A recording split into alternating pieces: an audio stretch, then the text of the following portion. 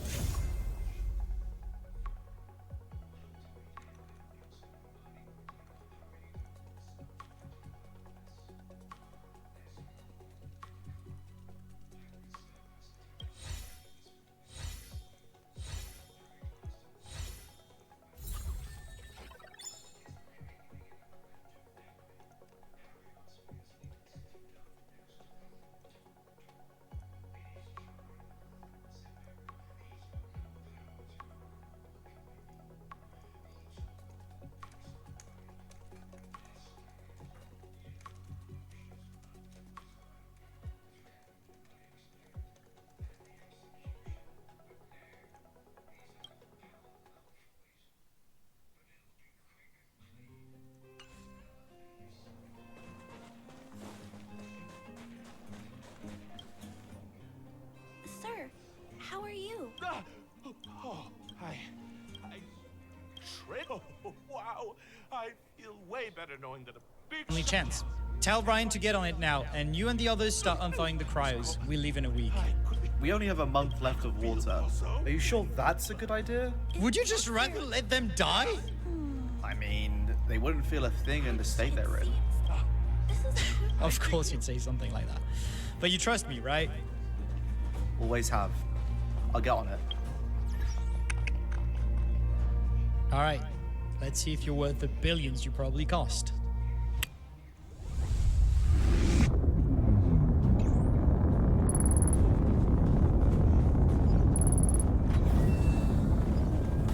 Alright, I think that's the last of them. The few we still have should all be alive. Alright, let's see if they wake up. Let me just... Oh my god. Oh, well, they're all alive. Look at that. Oh my god, wonderful. Jesus Christ! Hi! Welcome. Okay, I can explain everything. Why was I dead? It's the wonderful miracle of life. Welcome. What happened? Okay, so that's a very long story. You've been in cold storage for quite a bit. Can you all tell me what you were doing yesterday? The world of the living to enforce their will. Sitting in ice, apparently.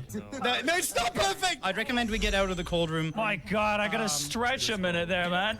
Alright, should we tell them now? I think it's better if we get the cat out of the bag as soon as possible. Follow me, please. What is this place? We're like underground or somewhere. I'm about to answer that. Just please follow me up. Please follow me up the ladder. Okay, so about the cat out of the bag. I'm apologizing in advance for any shock you may receive, but welcome to space. Whoa! Whoa! Oh my god!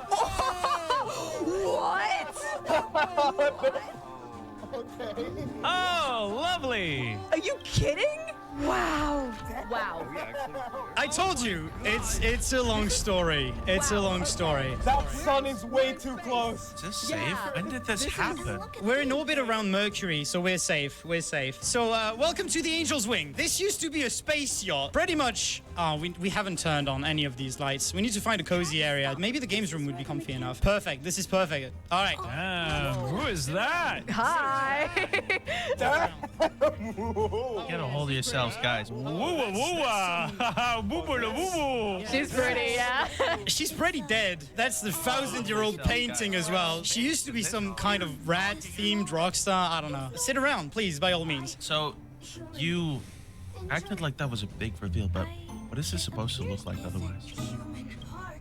Where Oh my god, it's so bad. It's so much worse than I thought. Long story short, welcome to the future. We're the last people in the solar system. Jesus Christ! We just evacuated from a space station where you were kept in ice, and we pulled you out of cryostasis, and now we're here. Please don't tell me this is like a reproduction mission. No, it's not. We're very much but not in that sense. I mean, it'd be okay if she was still alive.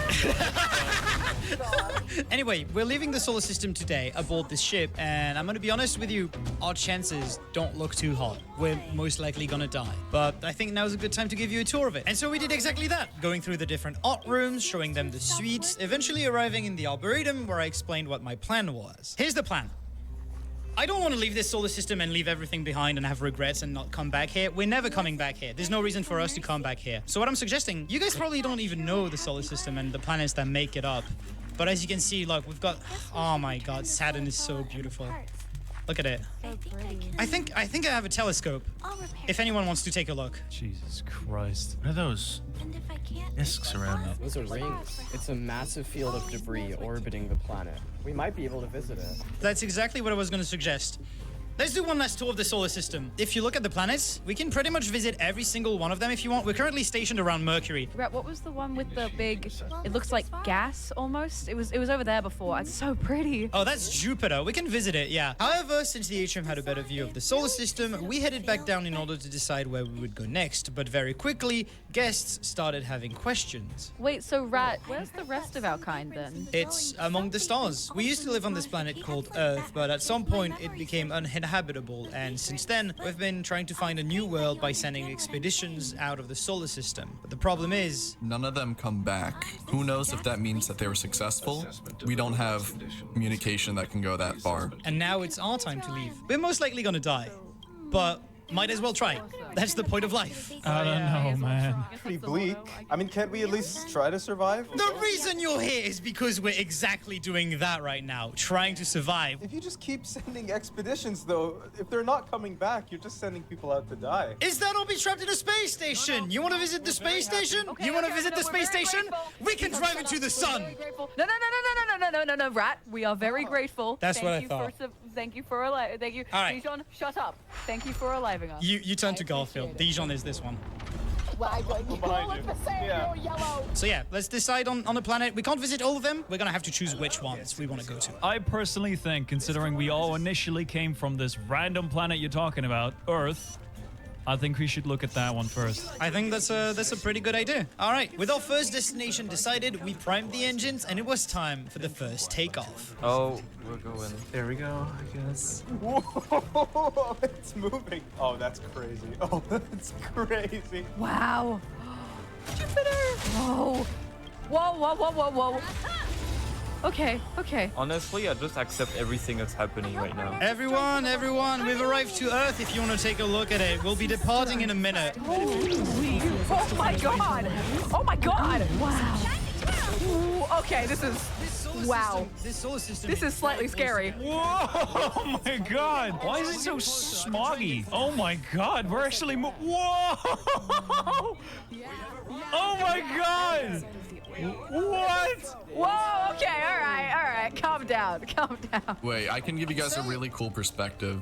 If you stand here, like right in this corner, you can see the whole ship above you. Whoa. Whoa. Once we flew a few rounds around Earth and everyone was disorientated enough, we set our second course to Jupiter as Cab heavily requested it. And given the heftier distance between it and the Earth, people ended up with a lot of time on their hands that they decided to spend by exploring the rest of the ship, with some even finding the most remote locations. What the fuck? But with quite the long trip ahead of us, others started questioning their predicament. You don't think it's suspicious that they have a month of water left? And that's when they decide to lock us out of cryostasis? What use are we giving?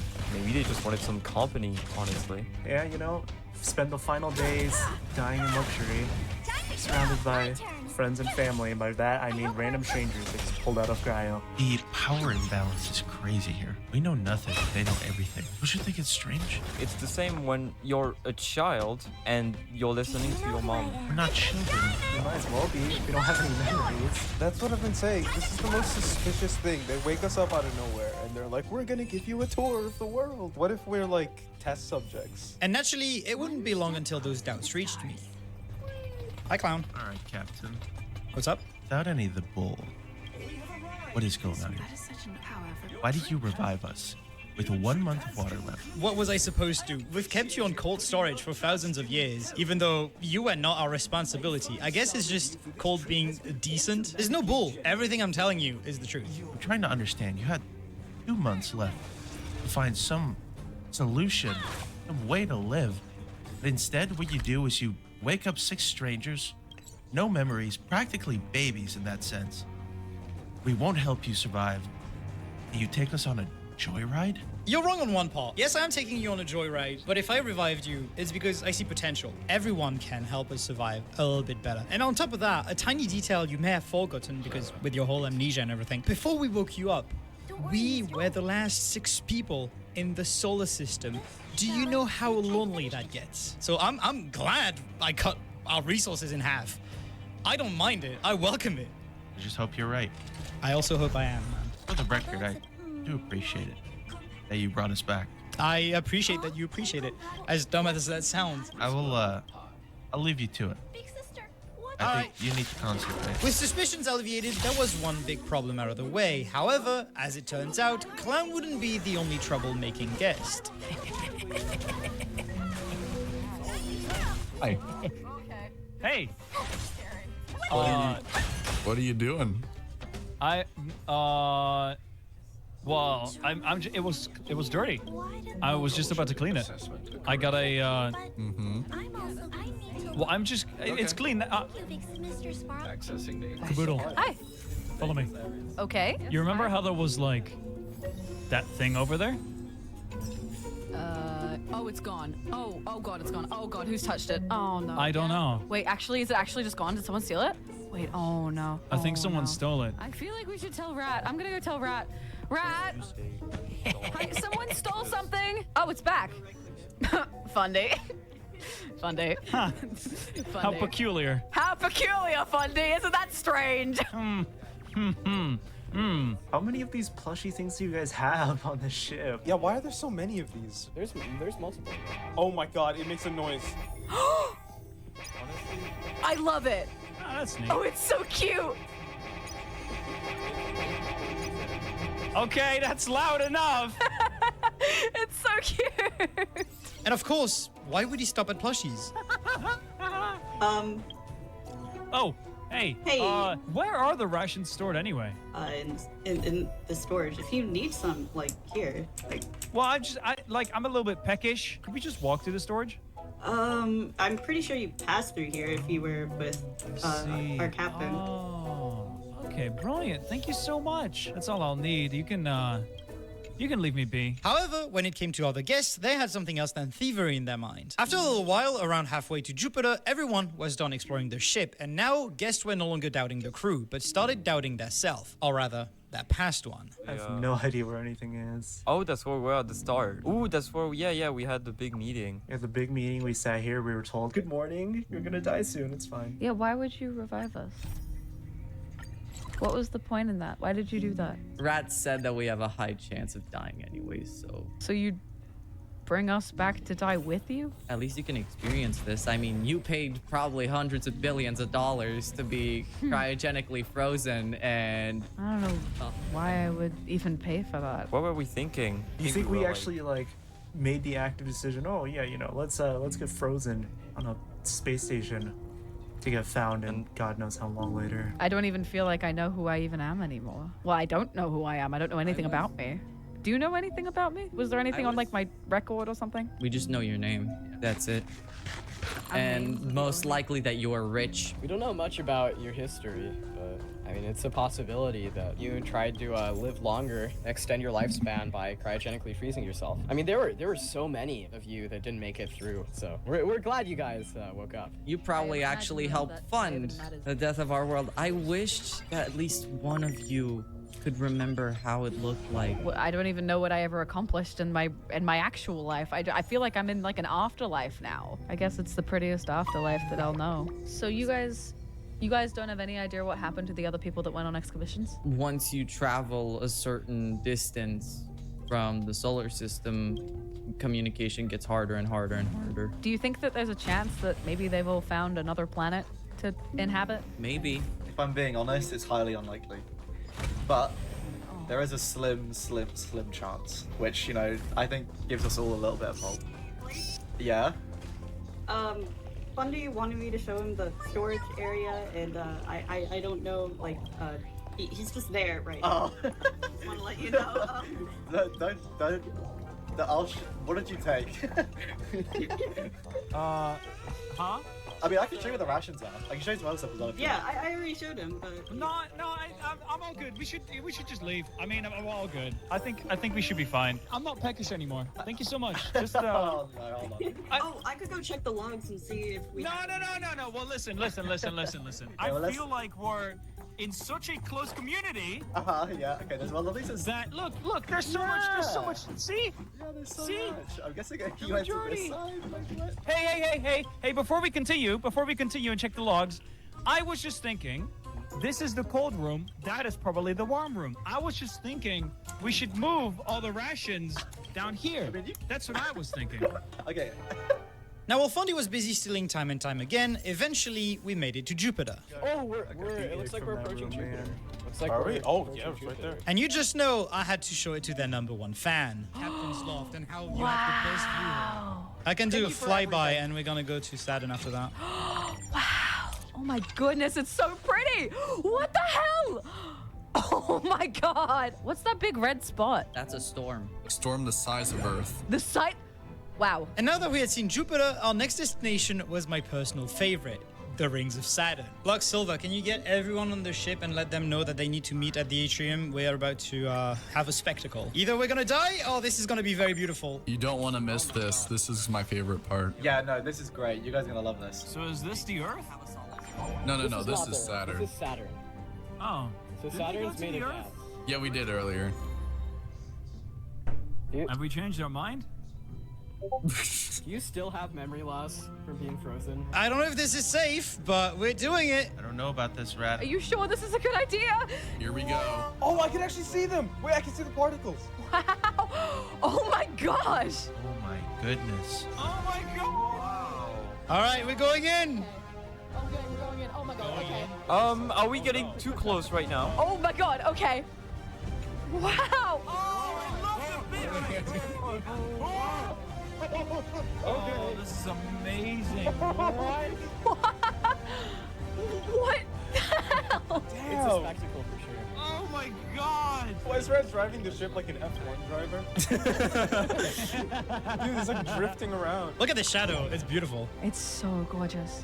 It's so cool. Oh, and then we should see a hexagon. Yeah, the hexagonal storm on top of Saturn. You're stressing me out, Rat, with your driving through the rings. Was it this bad? Come on now, have some faith in the captain. We're alive. That's all I care about. Oh, Really and just have a for question. extra assurance, he's driving without any navigation systems. What? Oh yeah, they're all down. They're all broken. You see all this glass? Normally it would have navigation systems, so I gotta rely entirely on my perception. That doesn't completely give me comfort, but I don't really have any other choice than to trust you, so I will. I was gonna say, you don't have another choice, so deal with it. Once we were done soaring through debris, we set our sights on our last stop, Neptune, where I would explain to everyone the second step in our journey. Oh, that is a deep blue. No, this is not water. This This was is- water ice. No, this was not water This ice. is hydrogen gas. Oh, but it's blue. And my name was? Bundy. Ah. And my name was? All right, we're gonna stop here. I need to gather everyone about that errand I was talking about. You know, Rat, sometimes I can't even forget this is think. Minecraft while I'm staring out that window. No, genuinely, yeah. All right, listen up, people, listen up. This is Neptune, our last stop for our little tour, but now we're gonna be looking for another planet called Janus, because we need to refuel, and luckily for us, it has just that. Blake, have you checked the levels of the ship? I have, but you're not gonna like what you see.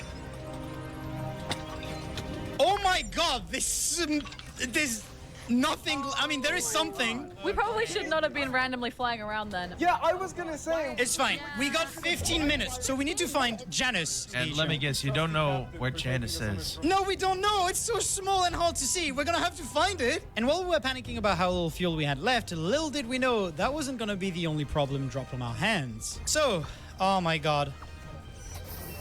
Who used the airlock? What? What's that? Who the hell did that? Wait, there's no one down here. What? What? What? Wait, did the button? Oh no. Stay down there, stay down there. Nope. Uh-oh. Oh my god, yeah. Oh, right. Yeah. Okay, we need to break that wiring. Where is that? It was this one. I moved it over here. Now it's fine. Oh no. It's still activated. going I on? don't recommend you be over here. You should not be Huh? here. Might be an issue There with is the an issue airlock. with the airlock. They're an issue with the airlocks. Great. This is so fantastic. I'm gonna be so honest, guys. I don't think these people are trustworthy at all. Just idiots. We're trying our best. Tell me when you press a button, I'll tell you when. I'm pressing one right now. That wasn't it. That one. I didn't press any. I didn't press any. You didn't what? Okay, we need to be careful. That is scary. God damn it. Why does every time I organize an expedition, the ship's gotta be haunted? That's deja vu. Can I not catch a break? But despite the airlock malfunctioning and part of the crew trying to fix it, the rest of the ship was still searching for Janice. So our life depends on them. Uh-huh. On us and them and a whole lot of other people. You remember anything? Yeah. What? You're Ryan. Issue solved. I'm Ryan. Okay. So it's a little red rock, is that right? It's a little white and red rock. It'll be bigger than the stars? It'll be bigger than a star, yeah. Oh, wait, I think I found it. Where? Hold on. I got it. Okay. I'm locking on. I see it. Yeah, you see it? All right, I need to not lose it. I've got my eye on it. Let them wait in the Oh, I restaurant. see it. Janice has been found.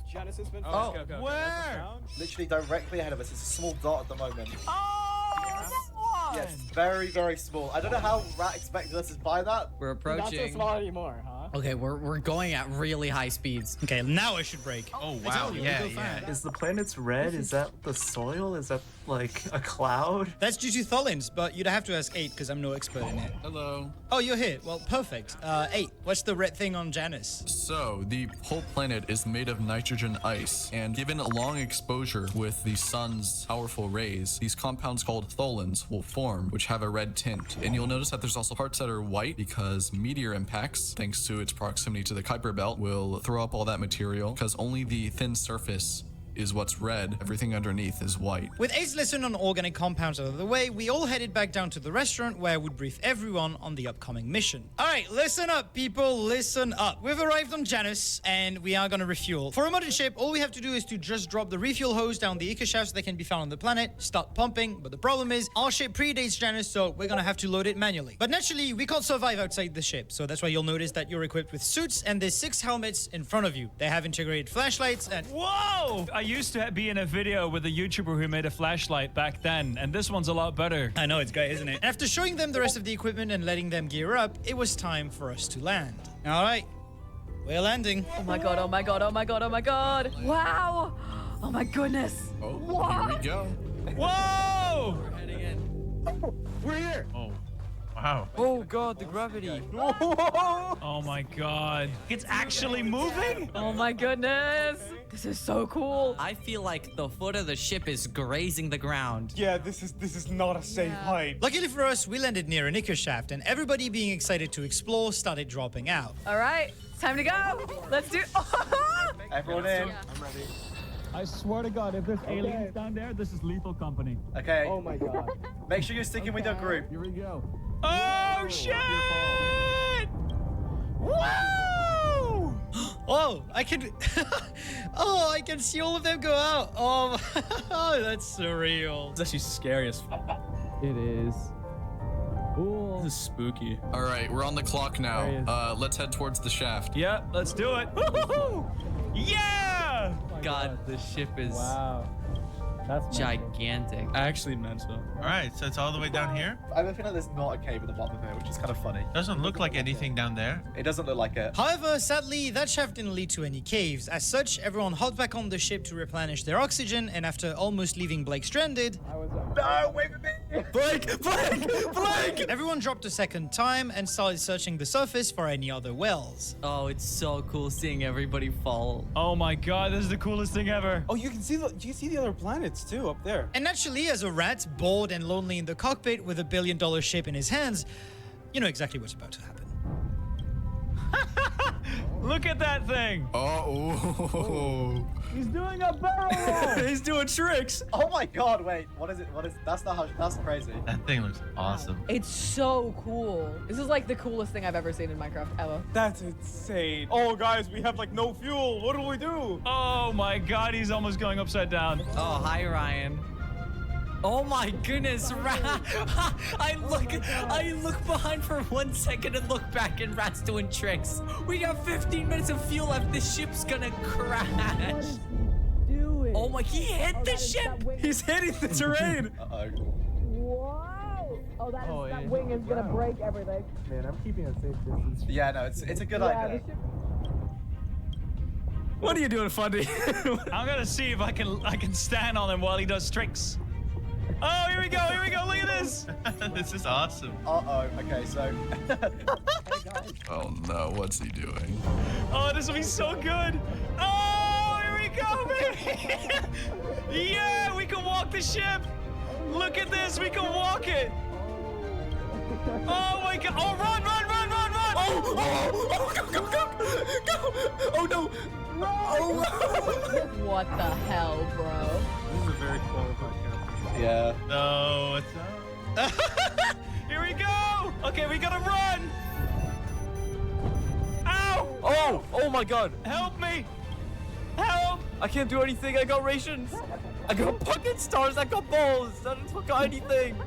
What do you want me to do? Oh no. Ah, I'm gonna fall. Oh my god! There he is. Oh my god, you... Help!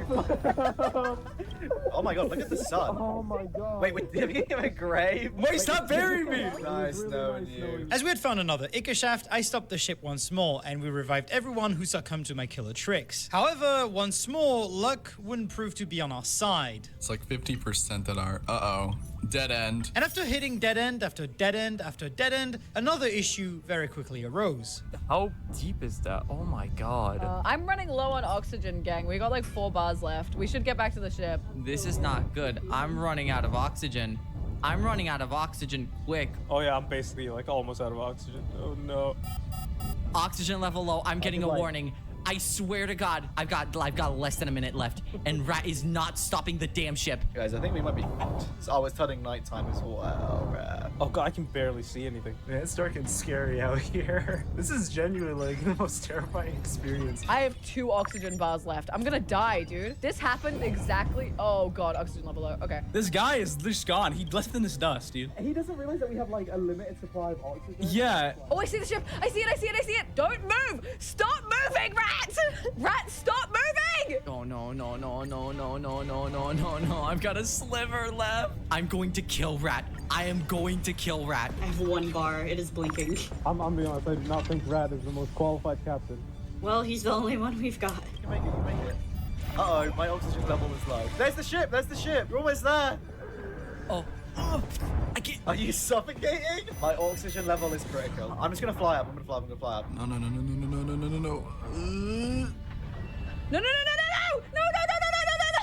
Eventually, after a dozen Ica shafts that led nowhere, I decided to stop the ship once more and get out myself, oblivious to what was going on outside. All right.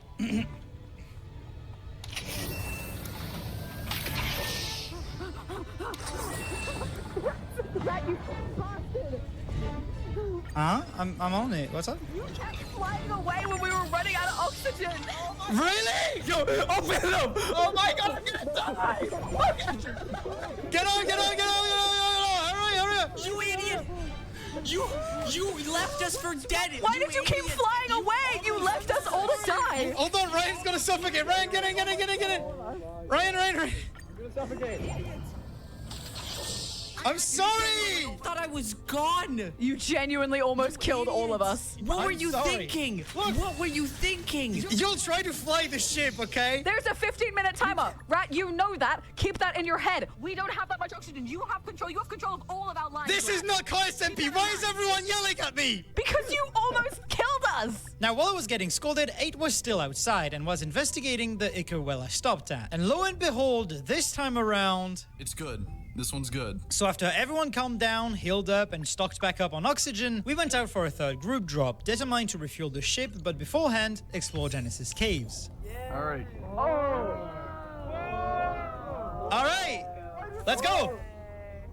Oh my god, you put balls everywhere. Yeah, we love balls. Alright, let's get going. We have limited time. We have 15 minutes of oxygen, 3 minutes of fuel. If you use fuel, you will burn oxygen faster. So use your jetpack sparingly. If you don't fly the ship away. Cowabunga, baby! All right, let's do it. All right, let's go. Meet back at the ship in 15 minutes. That is so down deep. They're just They're just gunning for it. You know? Okay, I'm going. Whoa!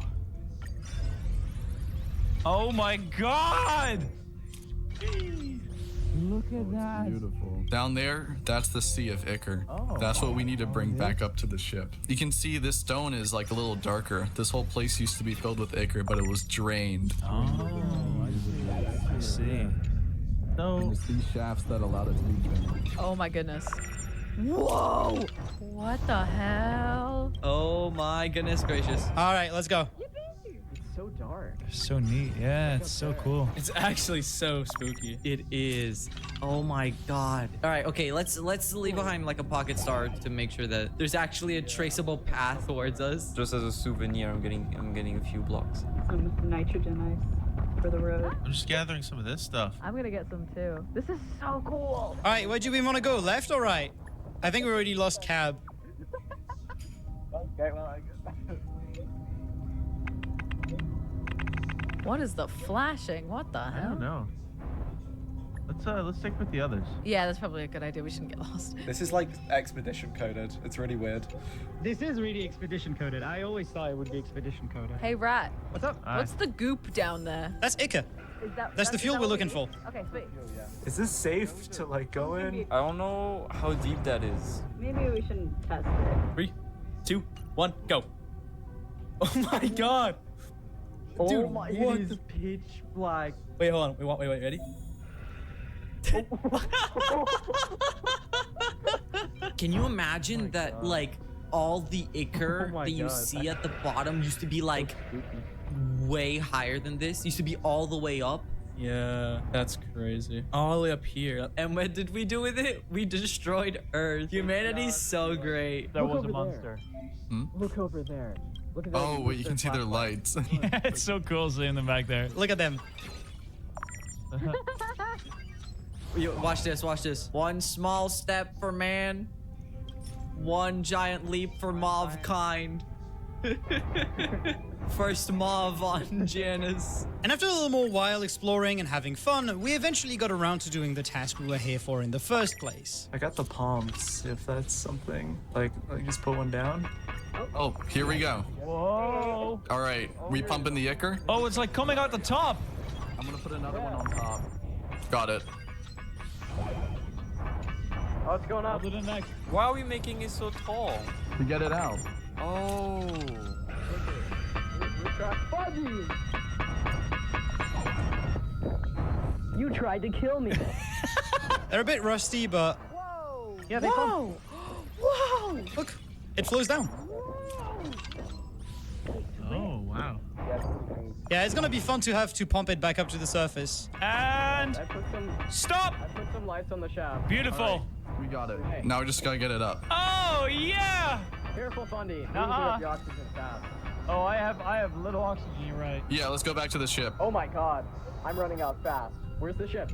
Right there. We're all good. All right, I'm already half oxygen. I would recommend we probably start tracking back. Oh, that's the way back. Yeah. Can we upgrade our oxygen tanks somehow? Right now, the oxygen tanks are not even oxygen tanks. They're just recyclers. Oh. They're meant to be used for low duration maintenance operations outside the space station. So they're not even made for space exploration. We'll find a way to optimize it. I had the vision a bit ago. Uh-huh. I cannot stop it. I cannot stop it until it's done. Oh wait, they started pumping the ichor up. Okay, that's cool. Yeah, that's sick. Oh my god. Oh, I think they just saw the vision. Oh my god. What is that? What's this? A vision from the past? I had the vision. I could not stop it. I'm running low on oxygen, so I'm gonna have to go back up really quickly. So this is gonna be an issue, isn't it? Yeah, I'm running low. Oh, we're gonna cut it close. Go, go, go, go, go, go, go. Get it, get it. Oh man. God. Get up, get up, get up, get it. They need oxygen. Okay. Get in, close it. All right, we got this. Easy. Oh my goodness. You guys need to be better under pressure. Come on, I didn't even break a sweat. All right, we need to pump the Ica. Pick a canister up from the shelf here. What are you guys up to? Come on, let's load the Ica on the ship. Let's go. Taking a good break. Yeah, it's not like our life depends on this or anything. Yeah, it does. It does. It does. It does. It doesn't at all. It doesn't at all. I understand irony and sarcasm. All right. Oh, there we go. There we go. All right, it's gonna start spilling onto the surface. Yay! Let's go. Let it flow. Let it flow. Let it flow. Let it flow. Let it flow. Yeah!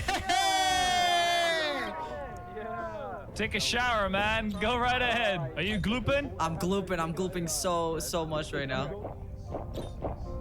Dude, wait, the pump stopped working. Oh, I think someone put it like really close to the surface, so it's running dry. It should have been deeper. Okay, this is going slow. Should we take another expedition down to get another pipe system? Are you glooping? Yeah, I think that's a good idea, actually. Let's do this quick. I don't want to run out of oxygen again. Woo! Okay. I forgot my jetpack. Yes, that's good. That's perfect. Yeah, man, you got it. You got it. You're a natural. Look at all these green lights in the cave. Oh, it's so neat, right? It's almost like crystals. It's so beautiful. All right, look at that. Hey, bring that baby up. Oh, this is sick. Oh. Well, not quite like that. We really didn't choose the easiest way to go about this. We're all mining instead of like using craters. This is it. This is it. Oh, this is perfect. Yes! I'm completely submerged. This is so cool. We're literally just gulping Ica. What do you mean this is so cool? There we go. Good job. Yeah, nice. Sick. Is it going up? Oh, yeah, look at that. It just happened. You'd see every time they put a container in. Oh, that's so neat. I'm going to head out to Rat. Tell him it's probably full by the time I'm there. Let's go. Helmets, Oh, yeah. helmets, helmets. Helmets. Helmet. Oh, my God.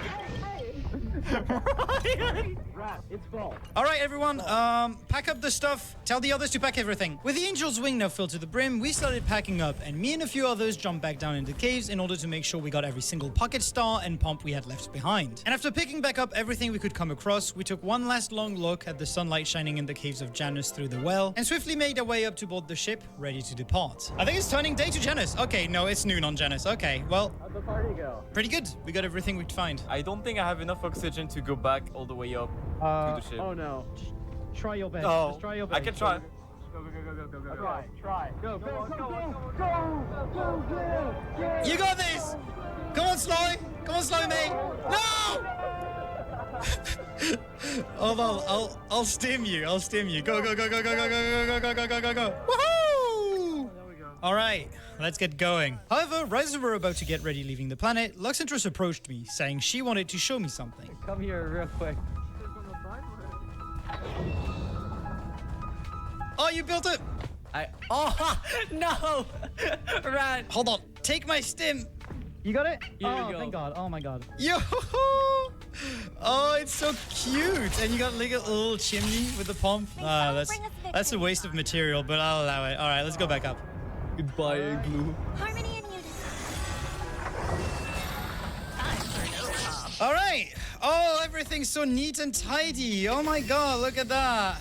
Why does the airlock cycle itself? We gotta fix that at some point. That's scary. And with the ship now properly fueled up and us ready to go, everyone felt like celebrating. But we couldn't do that just yet. We still had one last challenge to survive, the takeoff. All right, we're gonna lift off Janus now. Just a little disclaimer, the only way is up. If you think you can handle it, do not take a seat. Otherwise, I'm just saying, the ship's gonna tilt. All right, where do we want to go? Let's go to the front. Oh, I wanna stay here. I wanna be able to stand on the chandeliers. I wanna stand up there, man. Here we go. Woohoo! Whoa. Oh my God. Oh my God. Oh, here you go. You ready? Oh! I cannot handle it. It's okay, I'm strong. Oh, this is so cool! Ryan, take my jetpack! Let's go! Thank goodness all the furniture is bolted down. Yeah, thank God that helped. Whoa! Oh my God. The gravity generators are on. The gravity generators. Oh shit! Wow, we really should not have done that. All right, let's go back to the meeting room. You were right, Rat. I could not handle that. The whole spaceship flipped upside down, and then I died, and then I crashed. Now back in space and with everyone mostly safe, we gathered all the ice samples collected from Janus, stored them in the cold room, and after setting the ship on its way out of the solar system, I led everyone to the utmost lounge of the ship so that we could take one last look at it. All right, enjoy it. This is the last view of the solar system you'll have. Wait, we're leaving today? Yeah, we're moving away as we speak. We're already quite a ways. Oh man, I'm gonna miss Jupiter, bro. I'm sure even though we might not reach what we're looking for, I feel like we're still gonna have some fun along the way. And yeah, this is the last view of the solar system, so enjoy it. Take a good peek, guys. And after contemplating a bit and taking a group photo, Blake surprised us. See, during a little tour of the solar system while he was wandering the ship, he happened to come across a can of marshmallows. We therefore headed to the Arboretum, where we made a campfire, roasted some, and following it, everyone went to settle in the suites to get some rest after a long day. But as we were drifting further and further away, me and Blake preferred staring at the stars.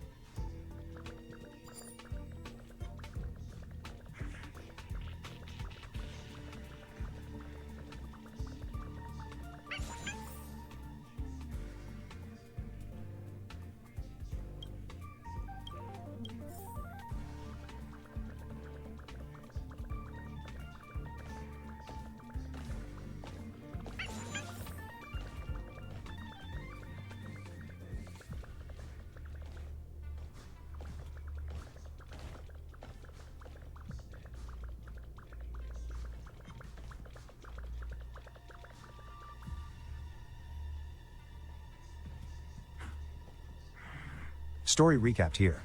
Today, I'm going to explain an action, fantasy, horror film called Legion. Spoilers ahead. Watch out and take care. It is early morning, 2 days before Christmas, when a man, appearing bloodied, falls from the sky. The man, Michael, takes off his clothes, and wings emerge from his back. He takes a large knife, cutting into his flesh, removing his wings. He screams in agony as a halo appears above his head, descending to a collar around his neck. As the halo wraps around his collar, it falls off. He breaks into a warehouse and starts mending his wounds. He then heads to a room full of guns, gathering large caliber firearms. A pair of police officers patrolling the neighborhood run into an explosion, and Michael emerges from the flames. The cops aim their guns at Michael, telling him to drop his bags. Their radios start sounding off several emergency calls, and Michael hears it. He says it has begun, and there isn't much time. One of the cops approaches Michael, but Michael overpowers him. The other cop suddenly starts convulsing, his head moving unnaturally fast before stopping. The cop's eyes turn large and black, his teeth sharpened to spikes. He begins speaking in a disembodied voice, telling Michael he has disobeyed orders. Michael answers he's following his own orders, and the cop declares that Michael would die with the child. The cop starts shooting, but Michael dodges out of the way, shooting back. The cop falls, and Michael drives away, the lights shutting off as he goes by. A young man, Jeep, awakens early in the morning, and a young pregnant lady, Charlie, calls to him. They sit together, and Charlie asks Jeep if he's had another bad dream. Jeep says yes, and Charlie tells him he needs to worry less about his father. Jeep says the only thing he worries about is her, and Charlie teases him, saying he's concerned about a pregnant woman with a baby he isn't the father of. Charlie says the baby would have a new family in a month as she's not prepared to be a mother yet. Jeep offers to help her raise the child together, but Charlie tells him he needs to stop worrying about her. Later in the day, Bob, Jeep's father, opens up his diner and messes with the television to get better reception. A man with a hook hand, Percy, teases Bob. A rebellious young woman, Audrey, stands by the jukebox machine, and her mother, Sandra, expresses her distaste for the way Audrey is dressed. Sandra's husband, Howard, annoyed by Sandra's rant, tells Audrey what Sandra thinks, and Audrey snaps back with a sarcastic remark. Kyle, enjoying his drive, sees the nearest car service is in 50 miles. He considers stopping at the diner. He sees a pregnant Charlie smoking, greeting her a Merry Christmas. He then asks for directions and realizes he's way off course. Charlie and Kyle then enter the diner, where an impatient Sandra hounds Howard about leaving. Kyle asks to use Bob's phone, and Howard asks Bob when their car would get fixed, saying they've waited too long. Bob checks on Jeep and sees he's not working on the car but is busy polishing a crib for Charlie's baby. Jeep walks out, and Bob goes after him, telling him he needs to stop chasing after Charlie. Jeep answers, saying he's been having terrible nightmares about Charlie, with horrible things happening to her over and over. He says he feels an overpowering sense to take care of Charlie. Bob thinks Jeep is making a mistake chasing after Charlie and thinks Jeep would be better off leaving the diner in search of a better life. Bob goes back into the diner and sees the television had lost reception again. He tries fixing it up, but he only gets an emergency broadcast signal. Percy checks his radio and he hears the same thing from all frequencies. Everyone listens worriedly as the monotonous emergency broadcast ringing fills the diner. In Bob's office, Kyle finally connects a call with his ex-wife, saying he'd arrive the next day for their divorce signing. He demands to speak with his son, but the call cuts off. He tries redialing, but the phone lines are now dead. A frail older woman steps into the diner with a big smile on her face. Charlie takes her order, and the woman starts speaking with Sandra. Charlie serves the woman her order, and the woman asks Charlie about her baby. She asks about the father and asks Charlie how she would manage to raise the baby independently. Charlie says she can take care of herself, but the woman tells her the baby would burn. Charlie is taken aback, but the old woman repeats what she said, now with more profanity. Everyone in the diner hears this, and they all look at the old lady. Charlie storms away, and the woman happily devours her meal, now being swarmed by flies. She then says all babies are going to burn. Sandra tries talking to the woman, but the woman fires back, insulting Sandra. Howard gets up to speak to the old woman, but she bites his neck, taking a big chunk of flesh. Percy throws a frying pan at the woman, her neck cracking back, but she gets up as if unaffected. The woman then jumps up and starts crawling on the ceiling. Bob gets a shotgun and starts shooting at the woman.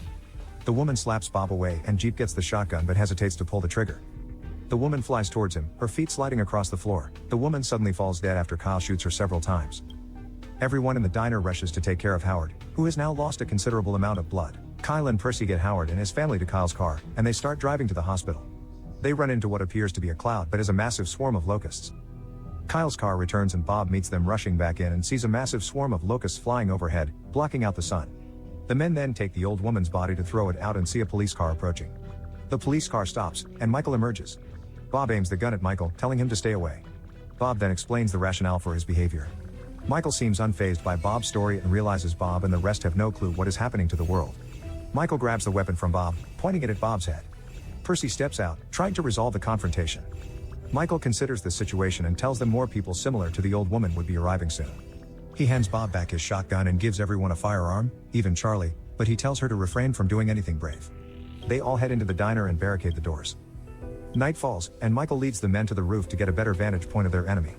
They hear an ice cream truck approaching, and a tall, lanky man exits the ice cream truck. When he sees the men, he lets out a guttural screech before his limbs start stretching out. It charges at the men, and they start shooting until it dies. They see more cars approaching, and Michael orders them to shoot. The vehicles then stop, and the drivers all step out and start walking towards the diner. Michael orders them to keep firing, telling them the targets are no longer people. One of the attackers bursts in through the windows and starts dragging Howard away. Sandra, Audrey, and Charlie all dive in to help, but another attacker grabs Charlie, excited to see he's found her. Michael steps in, slicing the man's arm off. He shoots at the windows, and the attackers start backing away. Michael then grabs a frantic Sandra and tells her Howard is dead. Michael is disappointed in Charlie and reminds her not to do anything brave. The men head back down, and Bob demands an explanation for what's happening. Michael reveals to everyone that God has become angry and has ordered the extermination of the human race. He explains that the attackers they fought off are mere vessels possessed by angels. Everyone is in disbelief, saying they've never heard of angels doing such a thing.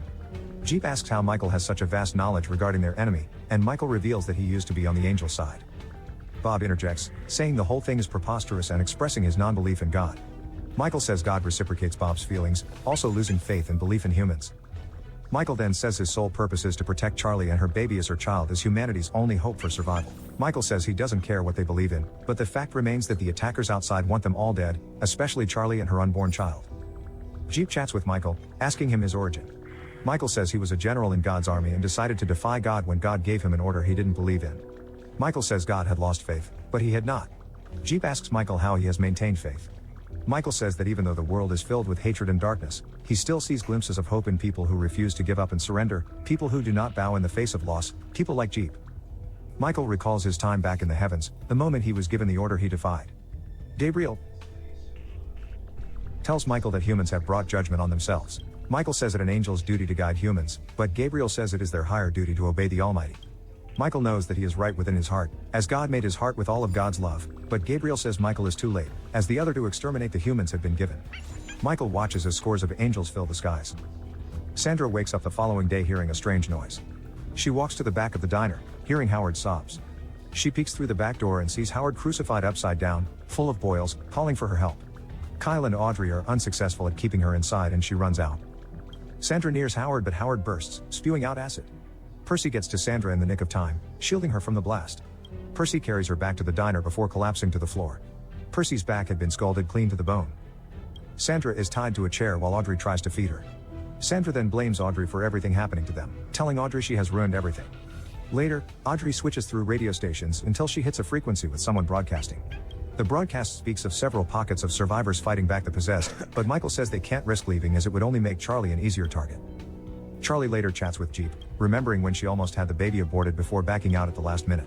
She believed she could go back whenever she wanted, but it got to a point where the doctor could no longer perform the abortion, and she ended up stuck with the baby. This then led to her hating the child. The lights turn back on, and a car arrives at the diner, trying to get a gas refill. Kyle and Audrey prepare to shoot, but they see it's a father with his son. A gang of troublemakers then show up, running the dad over and taking the kid. Kyle jumps down to help the kid, shooting at the men. He gets to the kid and starts carrying him back. Bob removes the barricade, eager to help, but Michael aims the gun at him and threatens to shoot if he continues. Outside, the kid is revealed to be another possessed person as it bites down Kyle's neck. Audrey then jumps down to help but runs out of bullets and starts getting swarmed. Charlie decides to take matters into her own hands when she sees Michael isn't helping. Not wanting to bring harm to Charlie, Michael agrees to retrieve Audrey. Michael steps out and makes quick work of the attackers, using the gasoline pump as a flamethrower. He then takes Audrey, and they run back into the diner, barely escaping the explosion. Charlie runs to get water but sees the kid has made into the diner. The kid comes at her with a knife, but Charlie manages to shield herself until the kid's knife slips and slices off his fingers. Charlie kicks the kid away, and the lights go out again. The kid suddenly grabs Bob, but Michael pulls him away and Jeep shoots the possessed kid. Unfortunately, the stress has gotten to Charlie, and she goes into labor. Charlie begins giving birth, and they hear a loud continuous horn blasting from the skies. Jeep and Bob are on the roof and see the horde of possessed awaiting them. Charlie keeps pushing until the cries of an infant echo through the silence. Audrey shows the infant to Sandra, but Sandra is trying to find a way to break free of her restraints. Charlie asks if they are safe, and Michael says no, but now, at least, the child would have a chance to live and lead humanity. The possessed hear the infant's wails and start crying too. The horn blasts again, and a winged creature appears to be descending from the sky. Michael says God had sent down Gabriel to finish the mission that had initially been given to Michael. Jeep realizes that the order Michael disobeyed must have been the order to prevent the child from being born. Charlie demands an explanation, and Michael admits that he was indeed tasked with eliminating the baby. But he also reveals that the baby was never supposed to be born. The future has now been unwritten, and the will of God had changed. Charlie takes the baby from Audrey, but Sandra snatches it away. Sandra intends to give the baby over to the possessed so that they'd leave them alone. Gabriel nears, and the horns get louder. The doors burst open, and Michael shoots Sandra. Jeep dives to catch the baby but comes face to face with Gabriel. Gabriel then smites Jeep with his mace, but Jeep rolls away. Bob tries shooting Gabriel, but Gabriel is too fast, using his wings as shields. Gabriel then slices through Bob's stomach. Michael stops Jeep from helping, telling him he must leave with Charlie to keep the baby safe by following the instructions. Michael, Audrey, and Charlie slowly make their way to the police car, and all the possessed stop and let them pass. Gabriel calls Michael God's rebellious son, and Michael points out how Gabriel had always been the one eager to please their father. Gabriel is surprised to see Michael without wings and tells him his disobedience will be punished. Michael says what happens to him is irrelevant as the child had already been born. Michael asks Gabriel for a truce, but Gabriel rejects, saying there's no other way. The two then prepare to fight as Jeeps drives away, headed for the settlement they heard on the radio. Michael uses his guns, shooting at Gabriel, and Gabriel begins thrashing and moving about, trying to hit Michael. Gabriel wounds Michael using his wings, but Michael gets behind Gabriel, choking him into submission. Gabriel then takes his mace and stabs Michael. Michael falls to the ground, and Gabriel sheds a tear as he watches his brother die. Michael then illuminates before disintegrating. As Jeep drives, he notices markings appearing on his forearm and understands these are the instructions Michael was pertaining to. Gabriel finds Bob still alive, but Bob had been releasing gas, letting it fill the room before igniting it with his lighter. Gabriel flies away, but a massive fireball engulfs the diner along with the possessed outside. Jeep, Charlie, and Audrey think they've escaped when Gabriel smashes into them. Gabriel grabs hold of their car, and he almost gets a hold of the baby. Jeep accelerates, and Audrey grabs hold of Gabriel. Audrey shouts for Jeep to step on the brakes, and he does so, launching Audrey and Gabriel forward. The car then crashes into a ditch. The baby and Charlie miraculously survive, and Jeep leads them up a mountain. Gabriel then appears, cornering Charlie, but Jeep dives into Gabriel, pushing both of them off a cliff. Gabriel prepares to strike down Jeep, but Michael appears, saving Jeep. Gabriel can't believe his eyes, as Michael had openly disobeyed their creator but had once again been granted eternal life. Michael then boasts, as only Gabriel gave God what he wanted, but Michael gave God what he needed. Gabriel tries to strike Michael, but Michael is too fast, slicing through Gabriel before he notices. Michael then spares a defeated Gabriel. Michael departs, telling Jeep he is the true protector. Jeep asks if they'll meet again, and Michael says to keep his faith alive. Jeep and Charlie then find the surviving settlement and prepare themselves to raise humanity's last hope for survival. Subscribe to watch more videos like this. Turn on notifications. And leave a like, it really helps the channel out. Thank you for watching.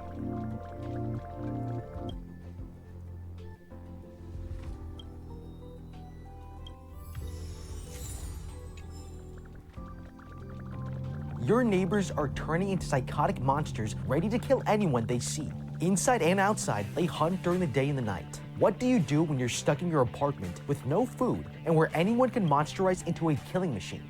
I'm going to break down the mistakes made, what you should do, and how to beat every single one of these monsters in Sweet Home. This gamer Hyun-soo is down on his luck and trying to live cheaply. But what he's not thinking about is security. This building is seriously broken down. There's cracked paint covering every inch, the main sign has an arm-sized hole through it, and his head nearly gets sliced off from a rusty old weed whacker. These might look like superficial flaws, but they reflect much deeper problems, because this place simply isn't safe. It won't keep things out, and it can't protect you well from within. And if this is our only security guard, who happens to be doubling as a superintendent, this building is vulnerable in all the wrong places. In his apartment, he gets offered a drink by the security guard, who starts looking through the peephole. He not only has a nosebleed, but this guy's acting weird as f***. Regardless, I would install extra bolt locks on my door, because he has the keys to every apartment in this place, and I don't trust him at all. A week has passed and Hyun-soo here has been playing video games non-stop. He goes to pick up his shipment of instant noodles and sees that it's been ripped open with a trail of packets leading to his neighbor's apartment, a model living next door. He sees a cat's severed head roll into view before a hand grabs it. Backing away, he steps on a pack of noodles, the crunch alerting the monster.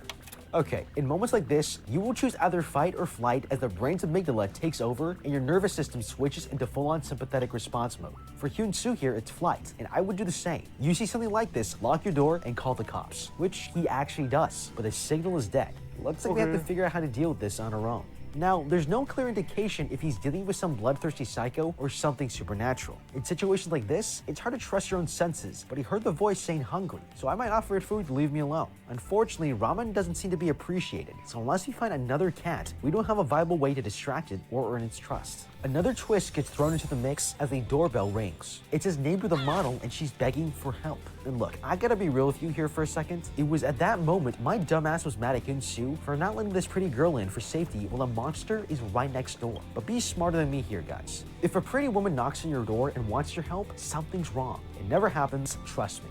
Asking to see her arms is smart, because if they look like this, maybe don't open the door. She gets mad and goes berserk, and we get the confirmation. She's the monster we saw earlier. But there's something else here we could easily miss that makes her an even bigger threat. This monster takes things personally. She can even manipulate and trick you, trying to act normal or trying to pretend there's an emergency. Once we've realized this, I'm not trusting a living soul in this building. We need to start thinking about how to get help. The phone signals are blocked, so at the very least, I would put a banner out my window using bed sheets and write a message that there's an emergency. But it's not just about us, because if this thing gets to other people, it might be more than just cats it wants to eat. And we need to warn everyone we can for the safety of the entire building.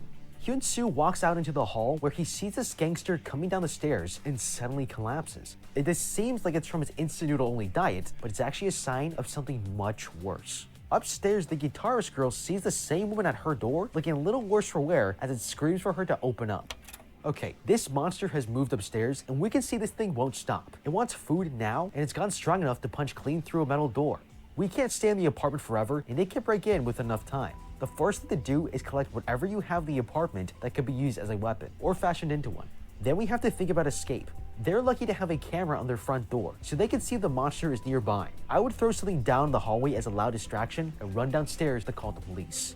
In the lobby, the other tenants discover that the shutters have been lowered, the security guard is missing, and their phones have no service. Also, all exits and entrances have been chain locked, meaning someone has trapped them here on purpose. And there are a lot of people down here trying to leave. Now, padlocks can actually be snapped open using 2 wrenches and some leverage. We might find some in the security room since the guard was also the superintendent. But if not, having more people gives us a better chance to escape, get help, or neutralize this monster. I would find out everyone's job and skill sets to see whether we should go after the thing ourselves. If everyone is a useless office worker, at least we could barricade the security guard's room and hide in there, with access to the cameras to watch the monster's movements. This med student breaks the chains to the management office, where inside one of the tenants, who is a firefighter, tries calling for help, but all the lines are busy with disaster reports, and the call cuts out. Okay, these guys don't know there's a monster in the building yet, so I might first think this was a natural disaster like a typhoon or tsunami. But because of where South Korea is in the Northwest Pacific Basin, tsunamis and cyclones are very rare compared to surrounding countries. If all the help lights are down, we shouldn't be trying to leave until we learn more. And if there's a citywide threat, this building is the most valuable thing we have.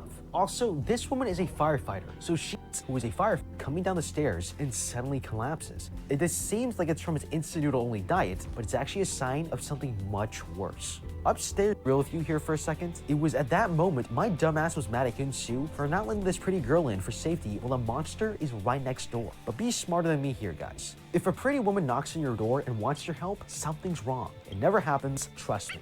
Asking to see her arms is smart, because if they look like this, maybe don't open the door. She gets mad and goes berserk, and we get the confirmation. She's the monster we saw earlier. But there's something else here we could easily miss that makes her an even bigger threat. This monster takes things personally. She can even manipulate and trick you, trying to act normal or trying to pretend there's an emergency. Once we've realized this, I'm not trusting a living soul in this building. We need to start thinking about how to get help. The phone signals are blocked, so at the very least, I would put a banner out my window using bed sheets and write a message that there's an emergency. But it's not just about us, because if this thing gets to other people, it might be more than just cats it wants to eat. And we need to warn everyone we can for the safety of the entire building.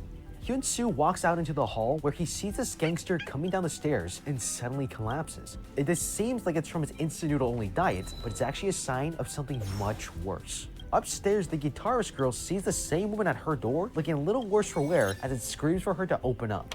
Okay, this monster has moved upstairs and we can see this thing won't stop. It wants food now and it's gone strong enough to punch clean through a metal door.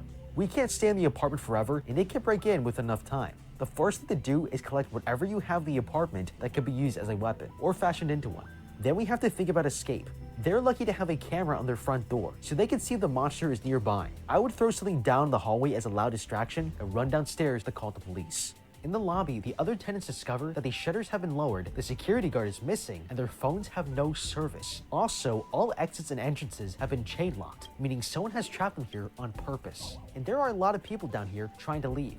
Now, padlocks can actually be snapped open using 2 wrenches and some leverage. We might find some in the security room since the guard was also the superintendent. But if not, having more people gives us a better chance to escape, get help, or neutralize this monster. I would find out everyone's job and skill sets to see whether we should go after the thing ourselves. If everyone is a useless office worker, at least we could barricade the security guard's room and hide in there, with access to the cameras to watch the monster's movements. This med student breaks the chains to the management office, where inside one of the tenants, who is a firefighter, tries calling for help, but all the lines are busy with disaster reports, and the call cuts out. Okay, these guys don't know there's a monster in the building yet, so I might first think this is a natural disaster like a typhoon or tsunami. But because of where South Korea is in the Northwest Pacific Basin, tsunamis and cyclones are very rare compared to surrounding countries. If all the help lights are down, we shouldn't be trying to leave until we learn more. And if there's a citywide threat, this building is the most valuable thing we have. Also, this woman is a firefighter, so she has a better understanding than most about emergency evacuation and emergency protocol. I would make sure she was a part of all planning and decision making from here on out.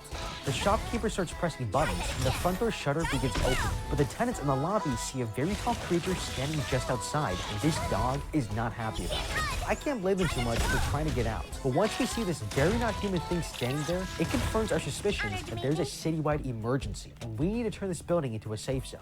The students sprays the monster away with a fire extinguisher until he gets it past the shutters, but they close way too slowly, and he runs out of gas. This guy was smart to use the fire extinguisher because it's projectile. There isn't much of this building that doesn't require close combat of some kind, and that would be a losing strategy with this kind of monster.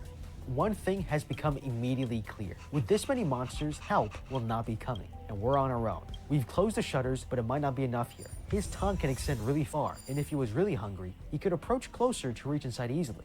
We need to plan for the worst. So I've been trying to narrow the holes in the front gate by unwinding metal clothes hooks and wrapping them diagonally across the holes in the gate. It's all metal, and if it's wrapped tightly enough, it could provide a little more security. Meanwhile, upstairs, the guitarist girl has been taking care of Hyun-soo since he passed out, and he's not in good shape. She leaves to check out a noise and never notices social media is blowing up with the top 3 trending topics being monster, state of alert, and nosebleed. She goes down the stairwell where the drunk is muttering to himself, and when she passes by, she sees his nose bleeding like crazy. There's something really wrong with this guy. Alright, this girl has already seen a monster and it nearly bashed her door in. So if I'm seeing someone acting like this, I'm not wasting a second. The first instinct is to swing for the head, but this is not the right thing to do. She's 3 to 4 steps lower than him, which is a very difficult angle to strike. And contact with the head could be easily blocked, if it even reaches at all. In this situation, we should swing for the knees. He won't be able to block, we'll get a fast and direct swing, and it will knock him down, giving us another chance to strike. Another tenant enters the stairwell, sees the drunk guy turn into a monster, and chops the guy's head clean in half with a samurai sword. Okay, this is an important takeaway. These things have physical bodies, and they can be killed like any living thing. Now, it's easy to be sympathetic, but if we want to survive, we need a killer instinct. Like this guy here, who takes one of them out like he's playing Yakuza 6. But brute strength won't always do the job, so we need weapons. Kitchen knives are a good place to start, but close combat is not going to give you the best advantage. And nearly everyone in this building has no weapons training, so we'll need something easier to wield without experience. The roof would be good to scout for scrap metal, pipes, poles, or wooden planks that could be used. Baseball is a popular sport in Korea, so there could be bats in other apartments. But clearly, it would be better to kill them when they're still more human than monster, because they get back up more dangerous than before. Downstairs, the tenants are barricading the entrance when everyone's phones receive a notification about an epidemic. Anyone exhibiting nosebleeds, blackouts, and aggressive behavior should be quarantined. They're all nervous. This group didn't understand until now that this was a sickness, and they can catch it, and they argue about where they should go. The basement parking lot is shuttered, and the apartments aren't secure. I would want to stay downstairs where we have more operational control and send teams to scout certain floors for food, resources, and weapons using the ground floor as a base. The next day, Hyun-soo the gamer wakes up and sees the city is in ruins, when all of a sudden, he starts bleeding from the nose like that woman, and he'll turn into a monster just like she did. Looking for answers, he researches the illness on a blog called Kurukuru, and the med student has found the website too. They learn that the writer himself was infected, and he described it as a curse, with an unknown cause and no cure. But if they want to live, there's something they should know. Both tenants are about to discover what that is, but the internet cuts out. God, I hate it when that happens. With everything that's going on that's putting your life at risk, it's easy to overlook some important resources, power, and the internet. An unmanaged power station would provide 4 to 6 hours of electricity before blackouts occur. South Korea has nuclear power plants, which would last longer as it is more automated, but it's only supplied to certain areas and will eventually give out as well. And for him, this means no video surveillance of the front door. The internet would be gone even faster, as the system would be overloaded with the activity of panicking citizens. We need to use these tools to gain as much information as possible before they're gone. If this is happening everywhere in the city, there might be information about what to do, how to beat them, what their vulnerabilities are, and if the government is going to help. It's been 8 hours since Hyun-soo here collapsed, and he's feeling hungry after all that research. He opens the door to grab a box of instant noodles, but the drunk from the stairwell has come back to life as a monster. Okay, obviously, we shouldn't be opening our doors on a whim, but once it's inside, we either need to fight it or lock him in the apartment. It might seem smarter to lock him in because it guarantees your safety in the moment and keeps him from roaming the halls, but it's not the right decision, because this may be the best chance we get at killing this thing. We can't just use a pole and bash it though. This monster has a special ability. He can't see, but he can hear like you wouldn't believe. I would take the sharpest object within reach and stab him in the ear, so he can't see or hear now, making him easier to kill in a fight. That way we can keep the apartment, and the building might have one less monster. Hyun-soo goes to option 3 and stays quiet, and the monster leaves. Lucky. Very lucky. Later, he looks at the window and sees a father about to rappel down the side of the building. The man gets attacked by an eyeball monster and falls to his death as his kids cry out for help. The gamer throws his computer monitor at the eyeball, and it comes up to attack him. These monsters are not limited to the human form, and obviously we got to go for its weakness, which is the eye. But it's not going to be enough. It can stretch its neck, and it's strong, but this means we might be able to trap it. I would try to make it follow me through the hallway to stretch its neck further into the building and down the stairs. If I can get it stuck, it will be easier to trap and injure. This guy shoots at it with an air cannon that he fashioned out of a crutch, which is awesome.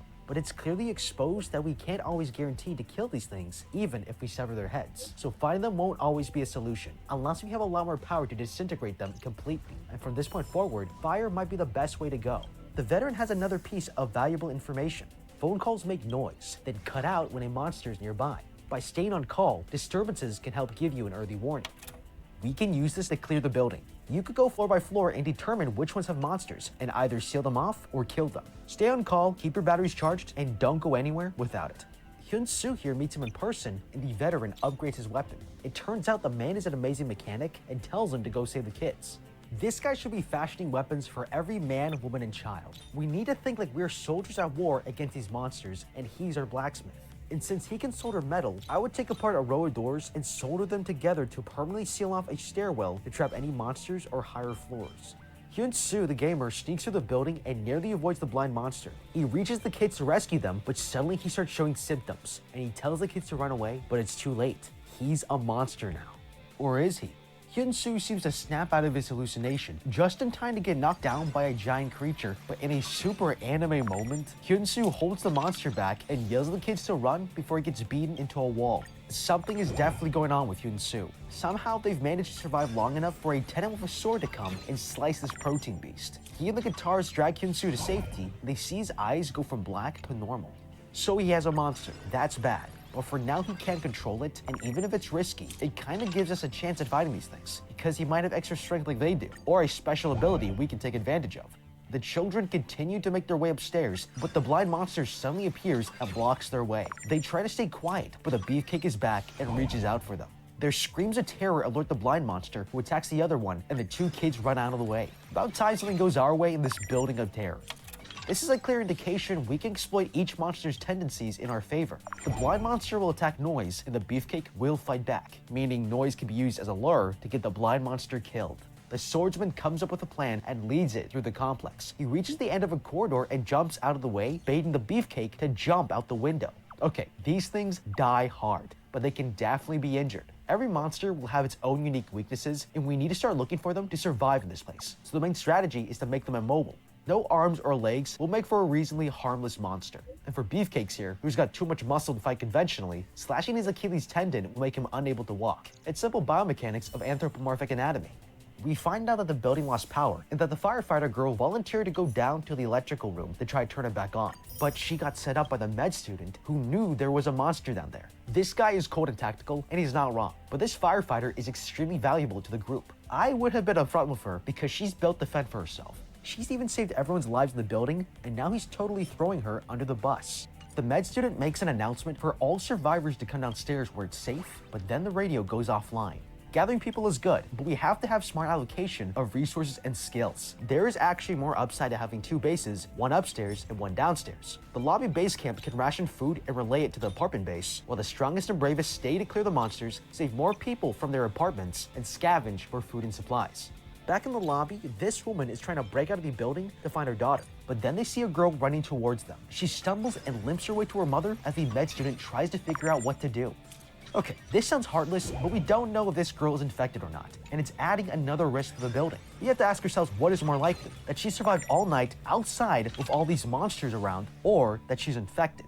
It wouldn't be a popular decision to lock her out, so I would let her in, but immediately lock her up in an apartment to monitor for nosebleeds and any signs of turning so we can kill her quickly if necessary. The soldier runs out to save her, but they both get run through and killed by the long-tongued monster. God, this thing is brutal. The student starts putting the barricade back up and barely avoids the monster's tongue piercing through as the shutter begins to close. After defeating the beefcake, the group spent the night at the veteran's apartment. By the next day, the guitarist and the swordsman are prepared to leave for the first floor, with the infected Hyun-soo deciding to join them. The soldier gives the swordsman a shield to take with him, and he's made it out of a door.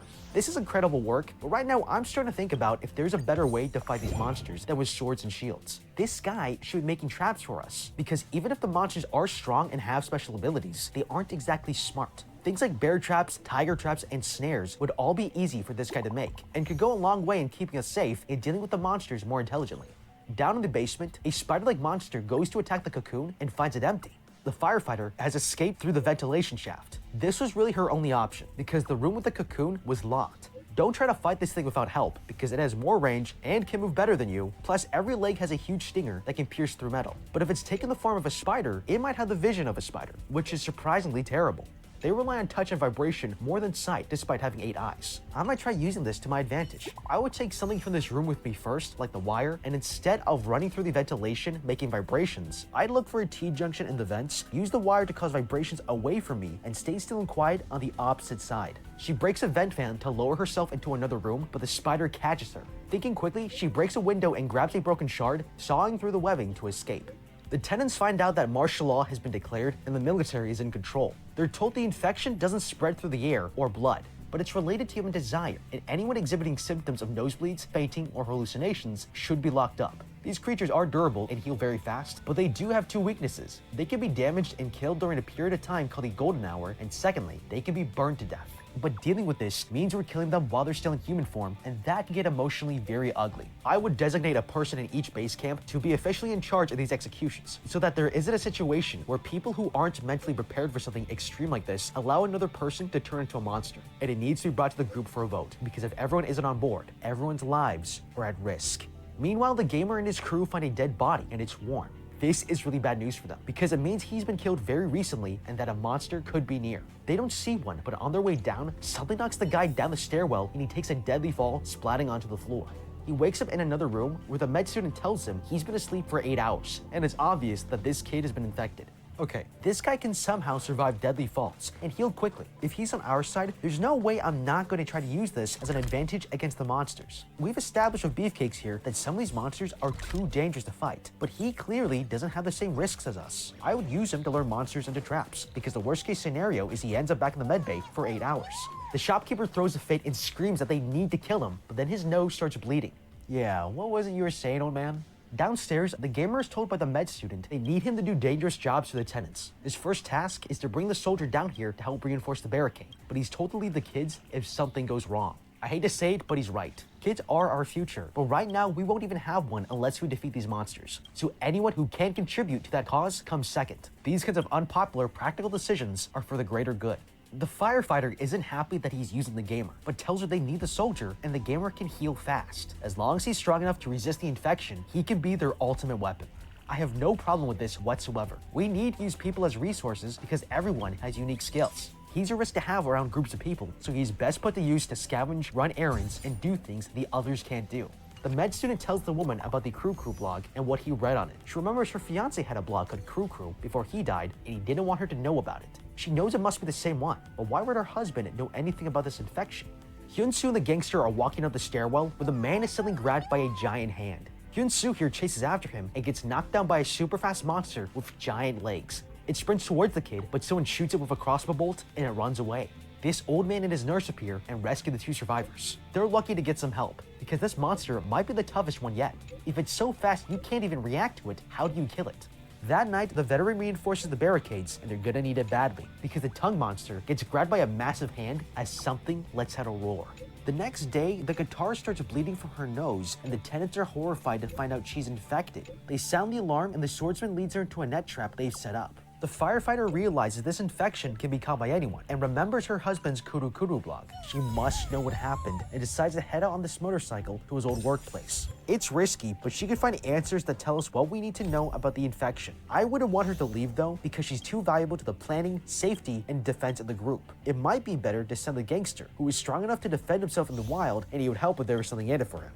Things are getting more dangerous for the group. Others are getting infected, and monsters are still in the building. Now, structure is important in survival settings. We have to be on guard 24/7, and it requires organization, cooperation, and discipline. They create 4 main rules for everyone to follow. Rule 1, move together in groups of 2 or more and report anything unusual immediately. This is so vital, and it's also very common sense. Being alone is almost never a good option in survival scenarios. You're always safer with company to either defend or get help. Rule 2, eat once a day and only the amount prescribed. Resources need to be rationed, and not everyone is going to go along with this. It's going to be resistant, and it needs to be enforced, but as fairly and as democratically as possible. Things should be voted on, and that's a great way to have everyone buy into cooperating with the group. Rule 3, everyone will have their temperature checked every night at 8 p.m. If someone gets sick, they'll want to keep it a secret, so we can't trust anyone. A hard rule to check for infection won't let anyone slip through the cracks, and you can catch a potential threat more quickly, keeping everyone more safe. Rule 4, quarantine the infected. Obviously, they shouldn't be near the healthy, because they could turn. This kid is an exception, but even still, how do we know he's not going to get dangerous and violent at some point? We don't. Not until the symptoms have been studied in other cases. I would still lock him down until enough time had passed that I was sure he's not a threat to us anymore. Hyunsu the gamer goes upstairs to scavenge more supplies, but he knows the sprinter monster is still around and has an idea. He sets up multiple springs and fishing line to act as an alarm while he searches the apartments. He hears his alarm go off and falls to the ground as the sprinter monster comes running into the room. Now the scene ends and we never see them fight, which is really strange. But okay. We can't fight this thing normally because he's so fast you won't be able to react to him to fight or protect yourself. But he still relies on the laws of friction to launch himself forward. And simply by reducing friction, we can slow this guy down. Instead of alarm balloons, I'm greasing up the floors with oils, dish soap, KY jelly, anything I could find to make it impossible to run. And because he's going so fast, if he slips, he's going to crash hard. I would also line the hallways with steel wire. These things together make the building impossible to run through. Downstairs, the tenants are emptying bottles and creating Molotov cocktails when they hear one of the women blow her whistle as something lumbers towards her. They all rush out and the shopkeeper's wife realizes this thing is her husband and she insists on killing it herself.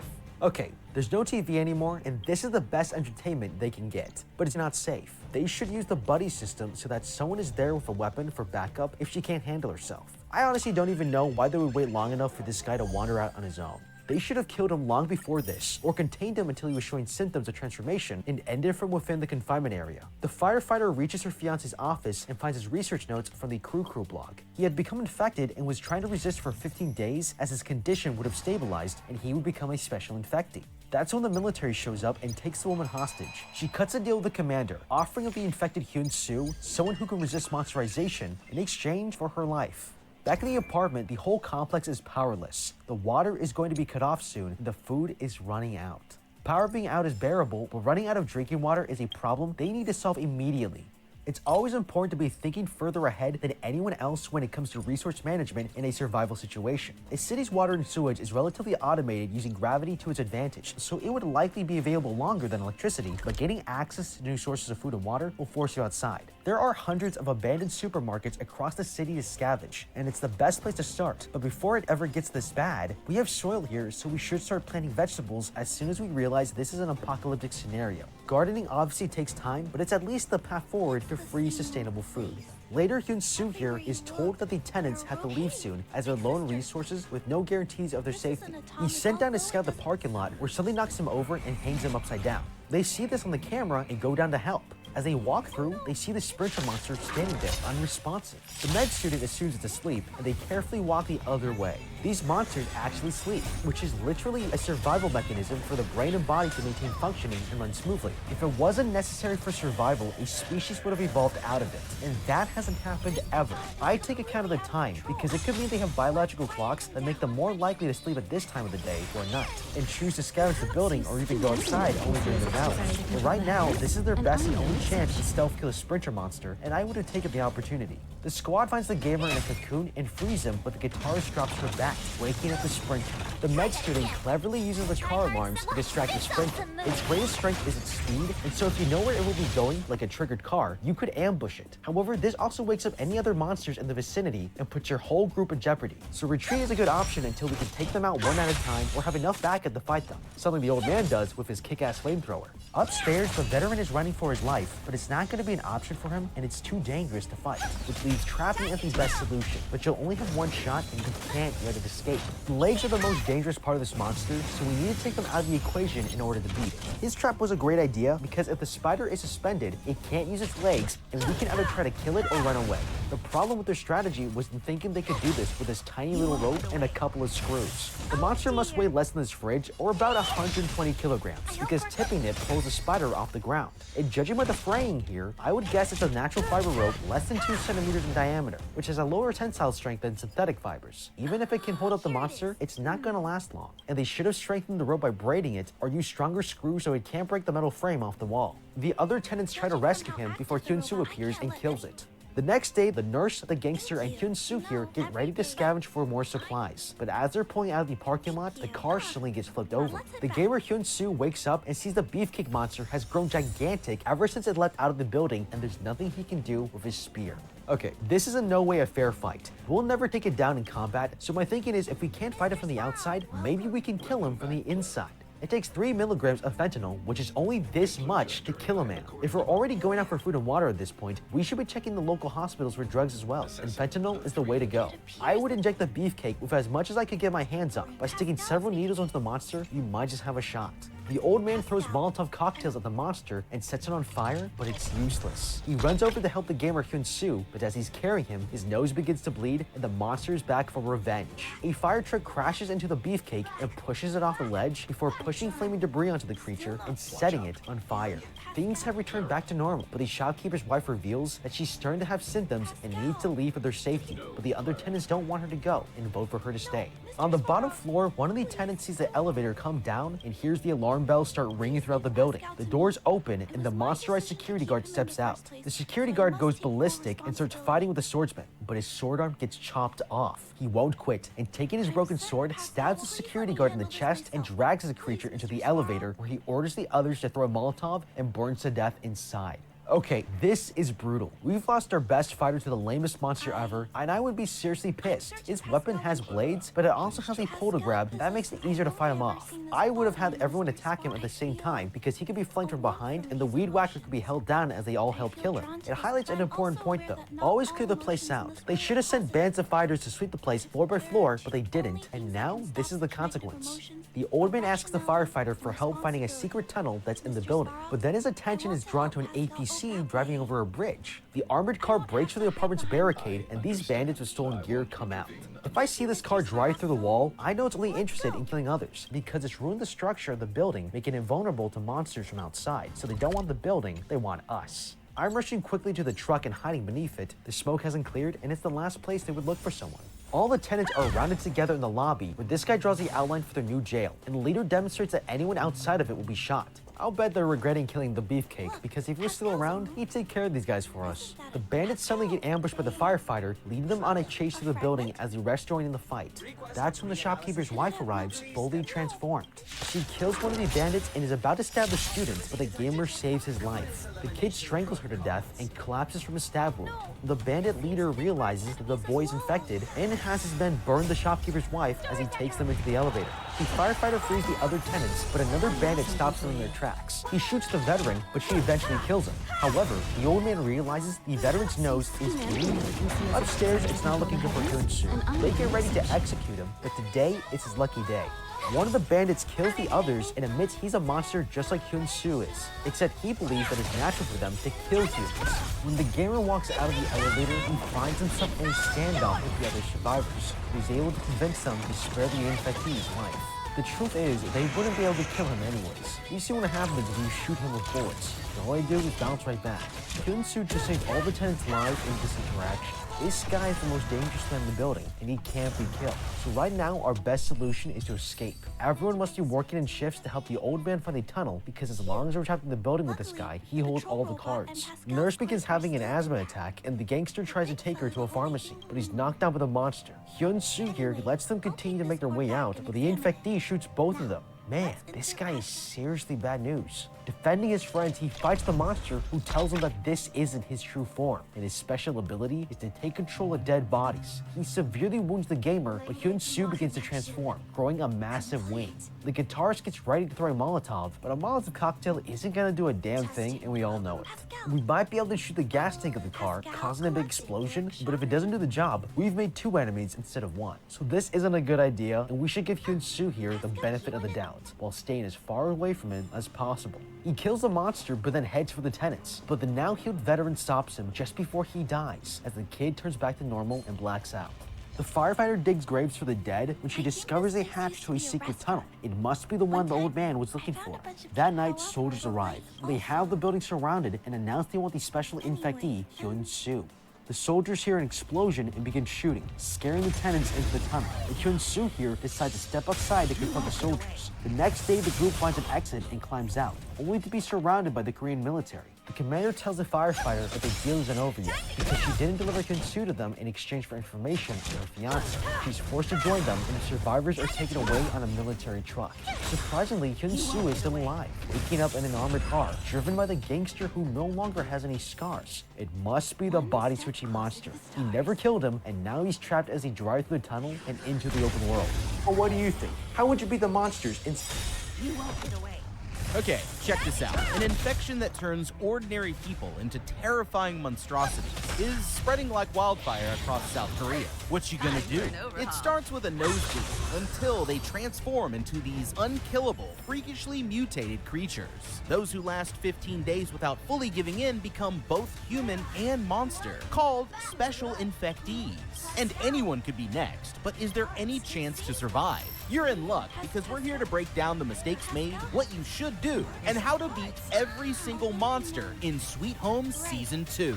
This guy Hyun-soo used to be a gamer who lived on ramen noodles, but now he's one of these special infectees. After surviving encounters with both monsters and the military back at the Green Home apartment building, he wakes up in a truck that's been hijacked by a man who is actually a parasitic monster that takes over the bodies of its victims. Hyun-soo tries to fight back, but the parasite easily kicks his ass while still keeping the truck on the road. The military chases after them, but loses them when the bridge they're driving on collapses. Unwilling to use lethal force against Hyun-soo because they need him alive for their research. The rest of the survivors arrive at a bustling military checkpoint, but the soldiers there are just as ruthless as the monsters, executing anyone at the slightest sight of infection while clearing rubble from the collapsed tunnel. These workers freak out as this lizard alien monster suddenly leaps out from where it was just hiding. The monster rampages through the crowd, but it seems like it's more scared than anything, only shoving people out of the way while trying to escape, and the military ends up killing more innocent bystanders in the crossfire. Okay, talk about a total disaster. These survivors here thought that they were getting away from the danger back at the apartments, but somehow ended up in a situation that's even worse. In the blink of an eye, this tunnel just turned into a death trap, and they need to make the right decisions if they want to avoid leaving there in a body bag. When it comes to the military, this whole thing could have been easily avoided if they'd only handled the situation with a bit more strategy. One of the things that we know about these monsters is that their presence causes radio interference. In order to check for them, they should have had a few guards stationed at the very front of the work line. That way, they'd have an early heads up if there was a monster hiding out in the rubble, instead of trying to get the situation under control after it's already started its attack. Which brings us to the next thing that they didn't consider. This wasn't an attack at all. The monster may be terrifying, but it's only acting out of the natural imperative to protect its child.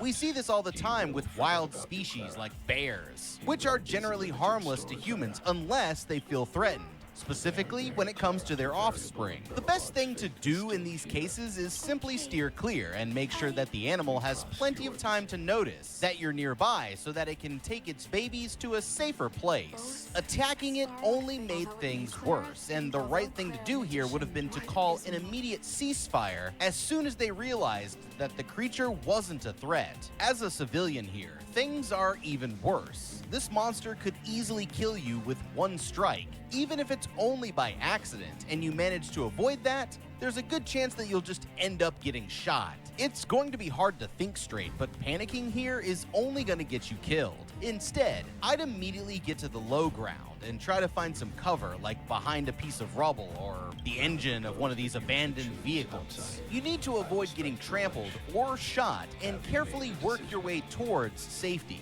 while letting the military and the monster deal with each other. Either the soldiers will take it out or the monster will kill them, but as long as you don't present yourself as a threat, you should be fine. And in the worst case scenario, you'll be able to get some great loot from their bodies once things finally calm down. The monster ends up cornering this small child, but instead of harming her, it actually protects her from the soldier's bullets before safely returning the kid to her mother. Clearly the creature doesn't mean any harm, but the soldiers just can't take the hint. So it kills them and disappears into the the tunnel, while the survivors from the apartment escape on the back of a truck driven by Private Chen Young. Once they're a safe distance away, this survivor, Hyun Yu, hijacks the truck with a weapon that she took from one of the dead soldiers, ordering them to drive back into the city without explaining why. Later, a special unit called Crow Platoon shows up to clear the area, where they find the monster hiding out in the roof of the tunnel. They quickly realize that it was only protecting its baby,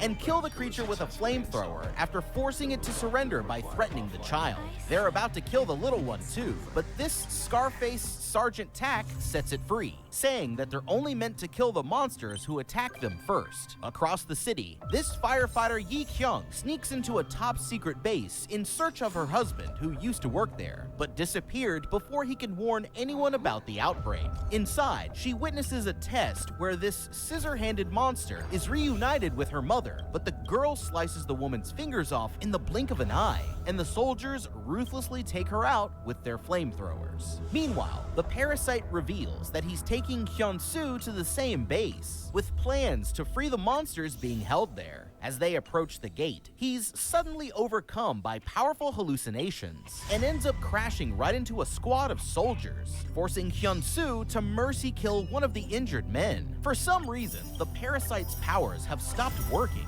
and Hyun-soo drives him deeper into the base, where they're both captured by the military. Now we get to see what Eun-hyo has planned. She's taking them back to where it all began, the Green Home Apartments, to search for her older brother Eun-hyuk, who went missing when the building collapsed. Inside, she discovers her brother's broken glasses, and a note revealing that he was succumbing to the infection. But besides that, there's no other trace of him anywhere. Back at the truck, the Superior turns the survivors against each other with promises of a vaccine, and the soldiers regain control. Furious, he starts putting the beatdown of a lifetime on Hyun-hyo, but that's when the private steps in and stops him, saying that there's something he needs to see. The area is littered with bodies from Crow Platoon, and the worst part is they're still warm, which can only mean one thing: an extremely powerful monster must be close by. Panicking, the Superior orders Chan Young to restrain the survivors and leave them behind while the two of them escape, but he deliberately ties their hands loosely so that they'll be able to slip out once they're gone. Just then, one of their former neighbors, Miss Im, emerges in her monsterized form, covered in a strange white slime, but walks straight past the hostages without a second look. Insane with rage, the Superior crashes his truck straight into the woman, pinning her against a wall. He's about to light her on fire when, out of nowhere, he's suddenly killed by the horrifically mutated blind monster, piercing his head with its tentacle arm. The others remember that this creature attacks by sound, so they try to quietly sneak away, but it isn't long before they blow their cover, forcing them to run for this nearby armored bus. In the chaos, Chen Young is constricted by the eyeball monster, but manages to escape when the blind monster slices it in half. Running for his life, he catches up with the bus just in time, and the blind monster is impaled on a forklift as the survivors speed away. Now, we here at How to Beat are all about staying safe, and the fine folks over at Exter, who sponsored today's episode, are most definitely on the same page. Exter is known for inventing the first trackable wallet, and now they're on a mission to upgrade the rest of your carry essentials. They're craftsmen of sustainable wallets, bags, and accessories that help you get more out of every day. I mean, these guys do it all. Check out the Exter Parliament Wallet, where style meets security. A world of sophistication with environmentally certified premium leather, ensuring you make a statement while embracing sustainability. Also, experience the convenience of an additional pocket designed for your cards or cash. Now everything you need is at your fingertips effortlessly. The Exter Parliament Wallet boasts a spacious interior that can comfortably harbor up to 12 cards and cash, giving you the freedom to carry your world in your pocket. Guard your cards against wireless theft with state-of-the-art RFID blocking technology. Your valuables are safe from wireless monsters with Exter's RFID armor. It's not just a wallet, it's your secret weapon against the dark forces of technology. more dangerous than the military checkpoint, and she put everyone's lives at risk in the process. Very not chill. Now, coming here might have been a mistake, but it does give them some opportunities as well. After seeing how the military has decided to handle things, personally, I'd rather take my chances out here. And there's a lot worse places to hold out for a while than an armored bus. It's mobile, large enough for the whole group, and we could even make customizations like a rooftop garden or a rainwater catching system to increase our long-term survivability. With some minor adjustments, they could have a fully functioning community right there on the bus, and use junked materials to build a cage in the back like in a police car, where they can quarantine anyone who starts to show symptoms. All that you need to do is scavenge for fuel and supplies, avoid the military and the monsters, and you're basically living the dream. Speaking of loot, not getting some supplies from the dead bodies of Crow Platoon is a seriously wasted opportunity. They have weapons and body armor, which are hard to come by, and could be very useful to the survivors. Not all of them are professional fighters, but at least Yunyu, Jisoo, and Shanyang know how to use the guns, and could easily train the others over time. Also, the bodies have uniforms that you could use to blend in with the soldiers if you need arises, and radios, which are great not only as a way to listen for interference from the monsters, but to keep track of troop movements, and know which areas of the city to avoid. This place was swarming with monsters a minute ago, but they just took each other out, so it might be safe to have a look right now. We also know that these monsters sleep, so they could wait it out until they're all snoozing, and then quietly sneak back in for a quick shopping spree. Yeah, these monsters may be borderline unkillable to us, but we've seen many times that they can take each other out, and we need to use some of this to our advantage. Some of them, like the blind monster, are attracted to sound, so we could use flares to lure them away from us, or even entice them to attack another monster. If we run out of flares, it should be easy enough to fashion noisemakers out of random junk, like tin cans filled with rocks that we could use for the same purpose. The situation in the city may be bad, but if they use what advantages they have to their full potential, then they might be able to make the best of this monsterized apocalypse. Down the road, Chen Young stops to pick up a hitchhiker who they find roaming the streets. The others are highly suspicious, but he's not the one who they need to worry about. At the base, Hyun-soo is taken to meet with the head researcher, Dr. Lim. He wants to be used to help create more vaccines, but the doctor has other plans for him. On his way out, the doctor crosses paths with Yi Kyung and lets her into the restricted area, saying that he was friends with her husband before he's suddenly captured by the soldiers. The parasite is taken down to the morgue, where he violently kills the researchers the moment that he wakes up. His powers still aren't working, but he drags himself deeper into the facility as they slowly begin to return. Night falls, and the survivors make a pit stop so that this kid, Young-soo, can use the restroom. Just then, this guy Jae-hwan begins to attack, transforming into a terrifying long-faced monster. Shan-young and the hitchhiker manage to hold him off, burning him while he's distracted by his own reflection in a puddle of fuel. But it's already too late, and they realize that the boy's older sister was killed during the attack. At the facility, Yi Kyung finally finds her husband, but the news isn't good. He's been monsterized and placed into a test chamber for further research. As she's grieving, she's overcome with pain from the baby that she's carrying and collapses to the floor unconscious. The remaining survivors finally arrive at an Olympic stadium that's being used as a military shelter, but the hitchhiker is captured at the gate when he refuses to give up his weapons. Before they can enter, they're forced to submit to a test where their hands are sliced to check for the rapid healing that indicates the onset of monsterization. One of the survivors, this girl Jisoo, is almost taken into quarantine by the scientists, but just then an announcement is given that they'll no longer be checking the refugees, and she's allowed in with the others. They've made it to the shelter, but the truth is that this is the last place that they want to be.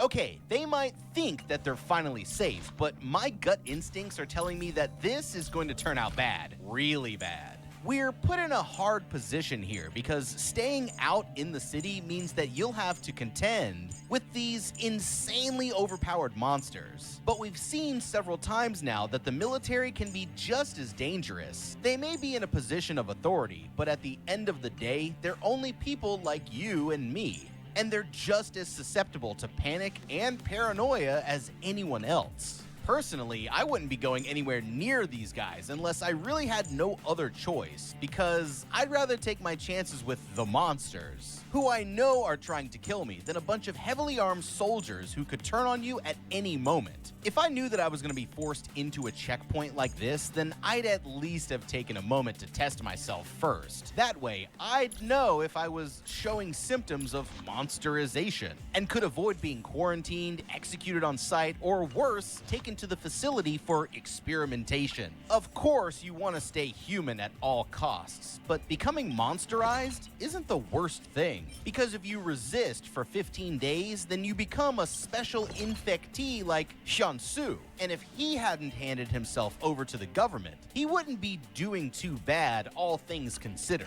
In a world full of monsters, partially becoming one yourself does come with some advantages. You'll be stronger and more survivable, and who knows, maybe one day they'll actually come up with a cure. But there's no cure for being executed by firing squad or burned alive, and that's why I'd be staying far away from anything that has to do with the military for now, at least if I could help it. Scarface here finally arrives at the secret facility, only to find out from his men that Crow Platoon has been disbanded. Furious, he goes to confront the general, who tells him that they've given up on trying to control the infection, and warns him not to go to the shelter whatever he does, but decides to end things quickly without explaining why. Meanwhile, Dr. Lim is brought before a secret council of government officials, where he reveals that he's already hidden every dose of the vaccine, and refuses to tell them where they are. Furious, the Prime Minister vows to get the information out of him one way or the other, but first, he's going to completely wipe out the shelter to get rid of anyone who might be infected, convinced that it's the only way to truly stop the outbreak. The Prime Minister pushes the button, and a squadron of missile trucks begins to bombard the shelter, killing dozens of refugees with each strike. Jisoo spots a frightened Young-soo alone and rushes to him, protecting him from the turmoil, but she's trapped by a rebar spike when one of the missiles strikes nearby.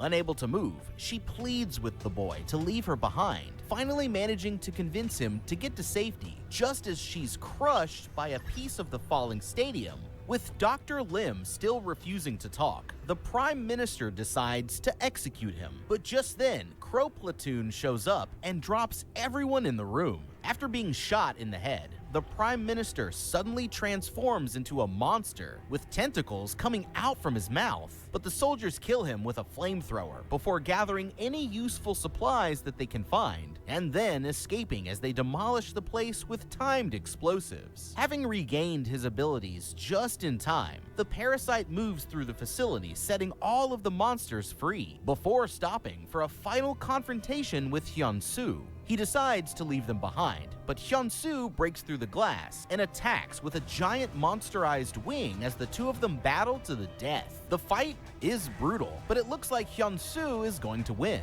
until the parasite suddenly uses his powers to meld with his monsterized arm, turning him to stone and crushing him under an automatic door. Yi-kyung wakes up as the facility collapses, escaping onto a frozen lake where she unexpectedly gives birth, and is horrified to see that the child is already monsterized. The remaining members of Crow Platoon gather the survivors from the shelter and make their way into the subway tunnels. Underground, they find that another group of survivors has already set up a community theater, and the two factions decide to join together. Almost a year passes as the soldiers of Crow Platoon begin enforcing martial law over the survivors in the tunnels. Although they used to allow civilians to scavenge for supplies above ground, they've recently stopped letting anyone go to the surface, saying that it's for their own safety. Fed up with the new rules, these two weirdos decide to go to their original leader, Chief Yi, who agrees to help, but under one condition. She wants them to keep an eye on Yun Yu, who she wrongly believes killed her husband in a suspicious incident. Later on, they follow Yun Hu into a secret tunnel leading up to the surface that Crow Platoon hasn't discovered. That's when they notice that they've been followed too, but it's only this innocent guy Jun Il who wants to get some medicine for his dying mother, and they let him tag along with plans to use him as a meat shield if anything goes wrong.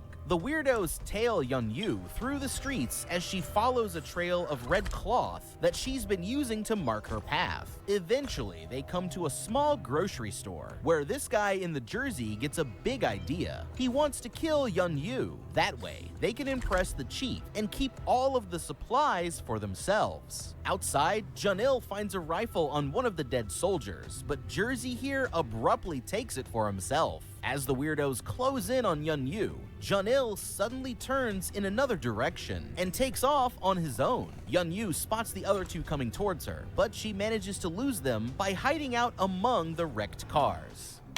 Okay, these guys are total douchebags, and they've been making some terrible calls the whole way. First off, picking on Junil here is just wrong. I'd be the first person to bring in a meat shield when the situation calls for it, or someone actually deserves it, but this guy doesn't know any better. And he's just trying to help his mom. No one else may be watching, but karma is a bitch, and in an apocalypse like this, it's best not to push your luck by making such legitimately evil choices, because sooner or later, it's gonna come back to bite you. Now, that's not to say that bringing a meat shield along was a bad idea. They just should have picked someone who was better suited for the job. The tunnels are full of survivors who are just chomping at the bit for a chance to go scavenge for some good loot. So it couldn't have been too hard for these two to find another body to bring with them as a sacrifice if things go wrong. But they need to keep the circle tight, because if too many people find out about the exit, it'll only be a matter of time before they blow up the spot and get everyone in trouble. Or worse, accidentally let something dangerous in. As far as hitmen go, I wouldn't hire these guys for a pack of chewing gum. They already know the path that Yun Yu takes and where her secret exit is. So once they reached the grocery store, they could have just easily waited for her to come back and got her on the return trip instead of following her deeper into the dangerous city. Not only are these guys evil, but they're dumb too, and they're going to get what's coming to them soon enough. Now, as for Yun Yu, she might want to check to see if she's being followed just a little bit sooner next time. After all, we later find out that the chief herself is one who told her about the exit. And why would she do that if she thinks that this girl killed her husband?